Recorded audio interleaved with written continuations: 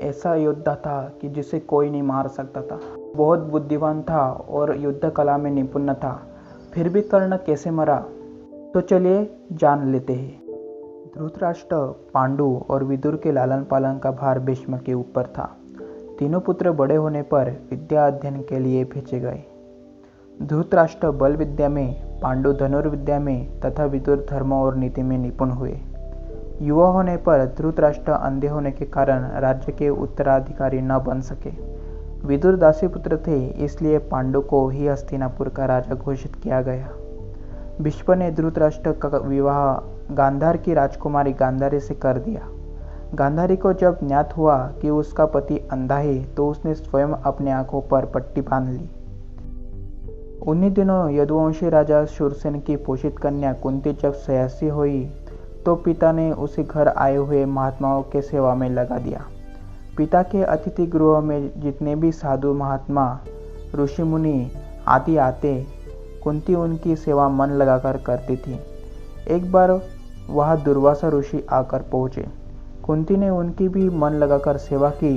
कुंती की सेवा प्रसन्न होकर दुर्वासा ऋषि ने उसे कहा, पुत्री मैं तुम्हारे सेवा से अत्यंत प्रसन्न हुआ हूँ, अतः तुझे मैं एक मंत्र देता हूँ जिसके प्रयोग से तू जिस भी देवता का स्मरण करेगी वह तत्काल तेरे सामने आ जाएंगे और तेरी मनोकामना पूरी करेंगे। इसी प्रकार दुर्वासा ऋषि कुंती को मंत्र प्रदान करके चले गए।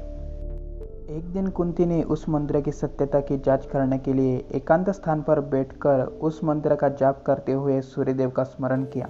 उसी क्षण सूर्यदेव वहां प्रकट होकर बोले, देवी मुझे बताओ कि तुम मुझसे किस वस्तु की अभिलाषा करती हो, मैं तुम्हारी अभिलाषा अवश्य पूर्ण करूंगा।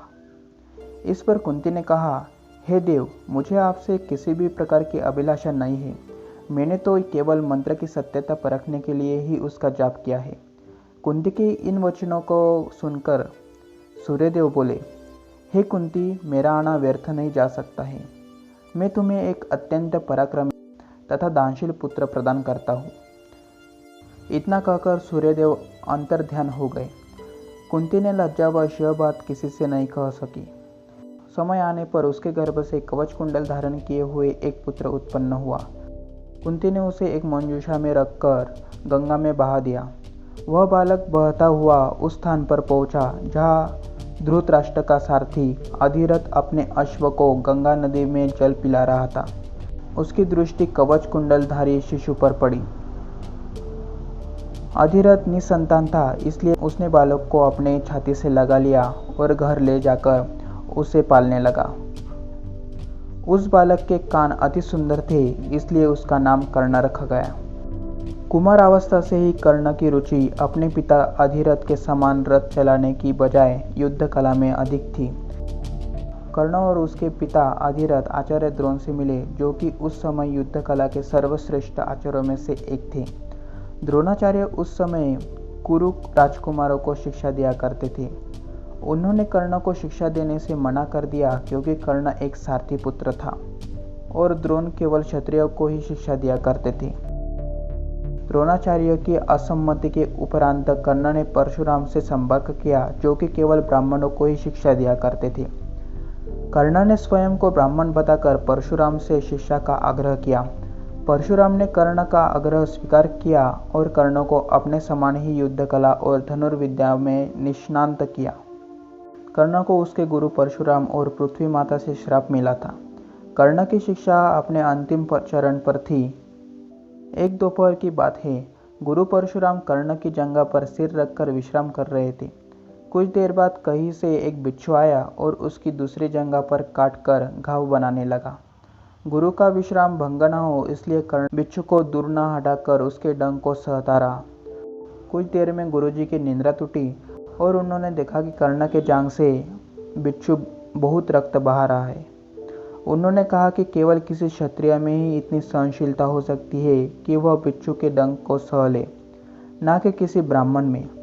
और परशुराम ने उसे मिथ्या भाषण के कारण श्राप दिया कि जब भी कर्ण को उनकी दी हुई शिक्षा की सर्वाधिक आवश्यकता होगी, उसी दिन वह उसके काम नहीं आएगी।